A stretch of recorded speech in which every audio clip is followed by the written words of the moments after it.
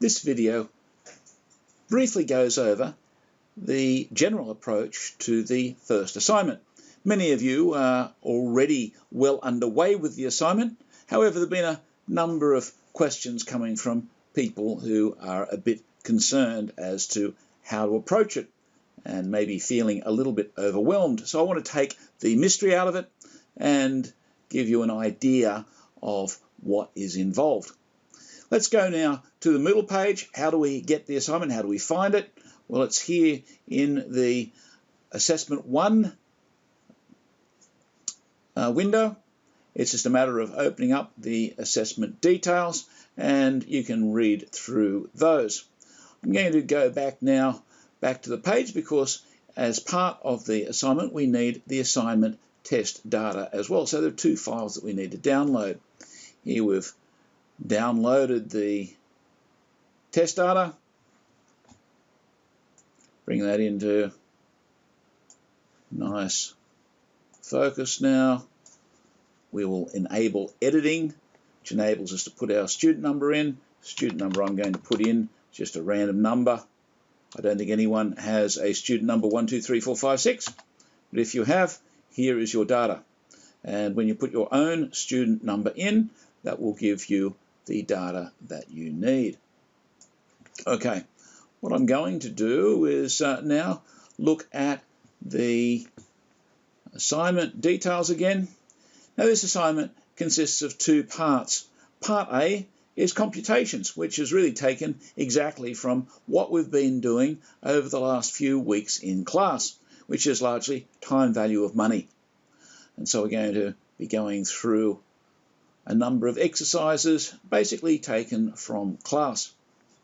Now you'll need the FINC 19011 data generator and so on. And so we enter the digits of our student number. We've already demonstrated that.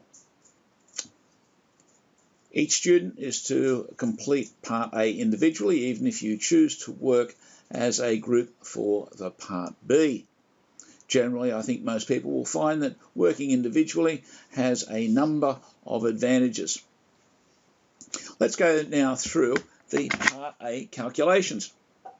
And I'll give you the way of approaching question 1, at least as a technique.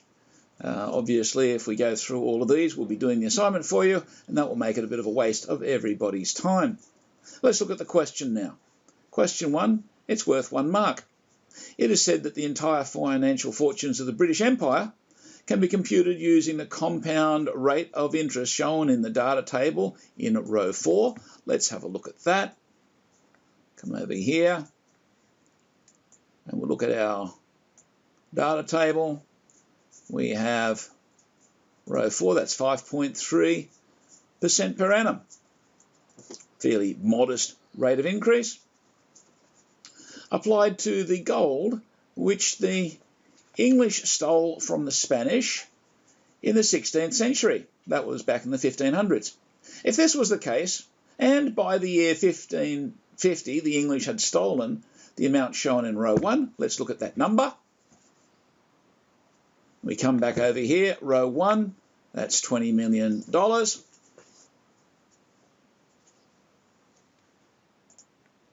The question is asking us, what would the value of the British Empire have been at its peak in 1950, assuming compounding based on annual stops?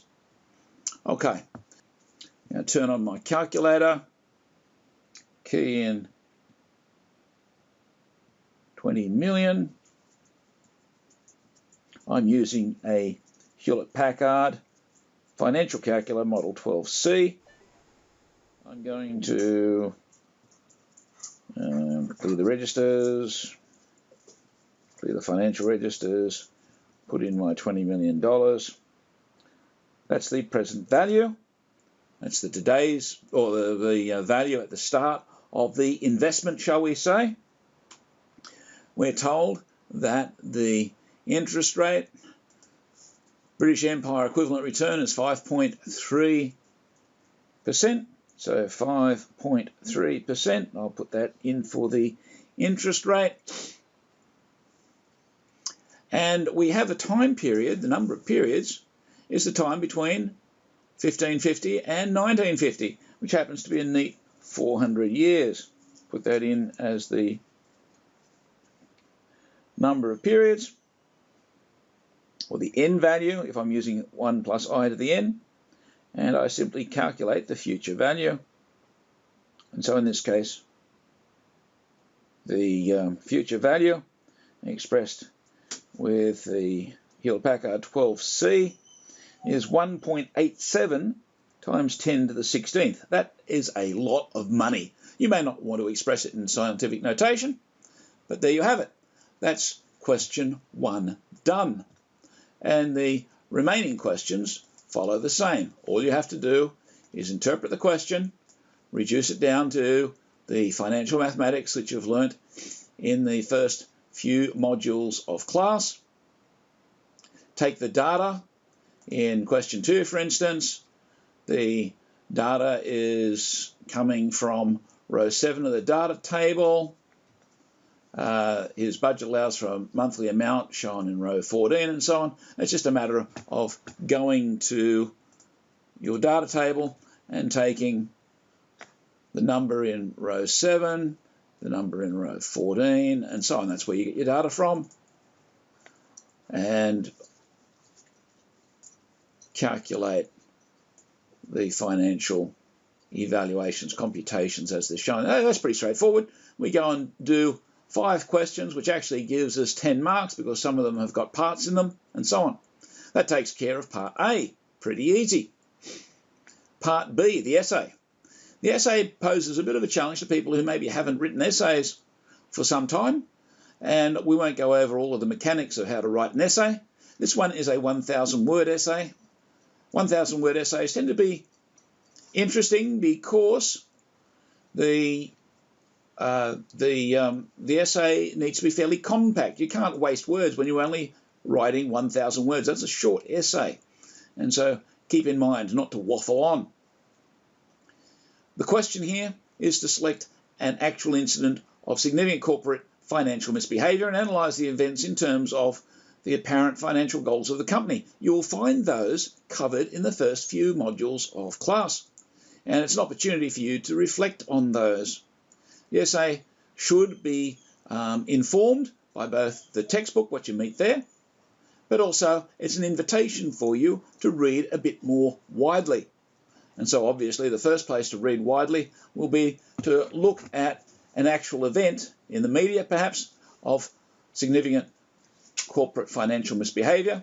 We've had the Royal Commission into the banking industry recently, and so it has lots of examples of significant corporate financial misbehaviour. You can take something else from more recent media if you like. But since we're talking about financial goals of the company, agency issues, ethical considerations and corporate social responsibility, you will find that there is a lot being written on these particular issues, not just in the textbook. A good essay looks like an argument, and it's an argument that is introducing a lot of ideas from what other people have written and published. In other words, they're out in the public domain, they're accepted as reasonable to adopt. They're the premises of your argument. When you write an essay, you're trying to convince somebody, you're trying to persuade somebody of a new idea that maybe they didn't have to begin with. And so you're going to be presenting, first of all, premises, which are the ideas which are out in the public domain that everyone should be able to accept simply on face value because they're published and so on, and they're obviously from reliable people and whatnot.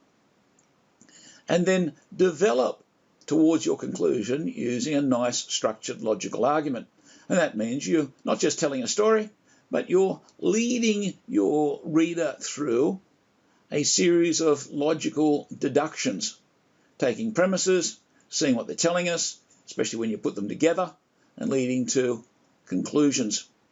And so a really good essay will have lots of citations, in other words, lots of ideas which are being presented from published literature, maybe expressed as quotes or merely as the ideas, summarised in your own words, but either way they should have citations to their sources.